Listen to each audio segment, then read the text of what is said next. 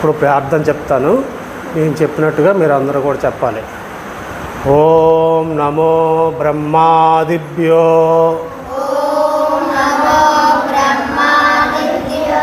బ్రహ్మ విద్యా సంప్రదాయ కర్తృభ్యో